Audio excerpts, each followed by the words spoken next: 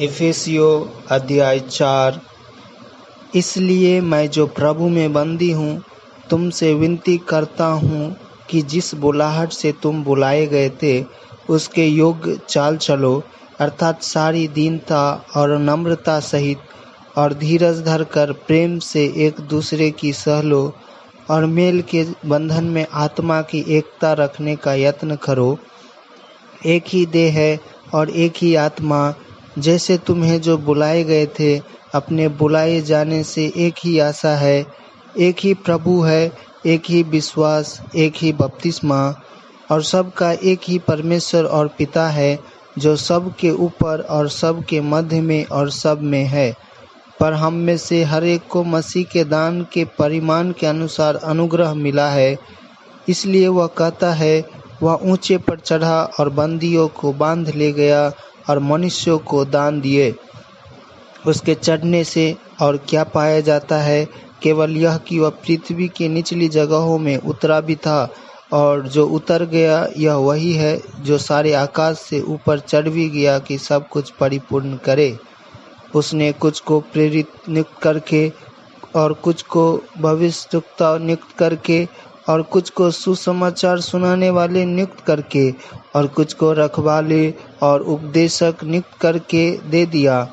जिससे पवित्र लोग सिद्ध हो जाए और सेवा का काम किया जाए और मसीह की देह उन्नति पाए, जब तक कि हम सब के सब विश्वास और परमेश्वर के पुत्र की पहचान में एक न हो जाए और एक सिद्ध मनुष्य न बन जाए, और मसीह के पूरे डील डौल तक न बढ़ जाए, ताकि हम आगे को बालक न रहे, जो मनुष्यों की ठग विद्या और चतुराई से, उनके भ्रम की युक्तियों के और उपदेश के हर एक झोंके से उछाले और इधर उधर घुमाए जाते हों, वरन प्रेम में सच्चाई से चलते हुए सब बातों में उसमें जो सिर है, अर्थात मसीह में बढ़ते जाए, जिससे सारी देह हर एक जोड़ की सहायता से एक साथ मिलकर और एक साथ गठकर उस प्रभाव के अनुसार जो हर एक अंग के ठीक ठीक कार्य करने के द्वारा उसमें होता है, अपने आप को बढ़ाती है कि वह प्रेम में उन्नति करते जाए। इसलिए मैं यह कहता हूँ और प्रभु में आग्रह करता हूँ कि जैसे अन्य जाति लोग अपने मन की अनर्थ रीति पर चलते हैं, तुम अब से फिर ऐसे न चलो, क्योंकि उनकी बुद्धि अंधेरी हो गई है, और उस अज्ञानता के कारण जो उनमें है, और उनके मन की कठोरता के कारण वे परमेश्वर के जीवन से अलग किए हुए हैं, और वे सुन्न होकर लुचपन में लग गए हैं कि सब प्रकार के गंदे काम लालसा से किया करे। पर तुमने मसीह की ऐसी शिक्षा नहीं पाई, वरन तुमने सचमुच उसी की सुनी, और जैसा यीशु में सत्य है उसी में सिखाए भी गए, कि तुम पिछले चाल चलन के पुराने मनुष्यत्व को, जो भरमाने वाली अभिलाषाओं के अनुसार भ्रष्ट हो जाता है, उतार डालो,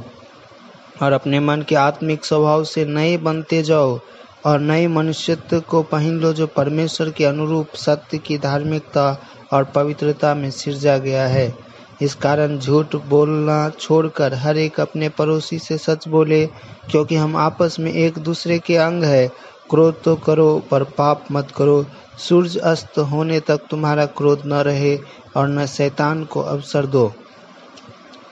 चोरी करने वाला फिर चोरी न करे, वरन भले काम करने में अपने हाथों से परिश्रम करे, इसलिए कि जिसे प्रयोजन हो उसे देने को उसके पास कुछ हो। कोई गंदी बात तुम्हारे मुंह से न निकले, पर आवश्यकता के अनुसार वही निकले जो उन्नति के लिए उत्तम हो, ताकि उससे सुनने वालों पर अनुग्रह हो। परमेश्वर के पवित्र आत्मा को शोकित मत करो, जिससे तुम पर छुटकारे के दिन के लिए छाप दी गई है।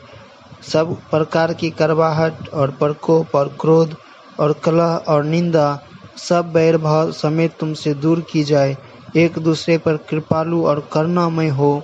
और जैसे परमेश्वर ने मसीह में तुम्हारे अपराध क्षमा किए, वैसे ही तुम भी एक दूसरे को अपराध क्षमा करो।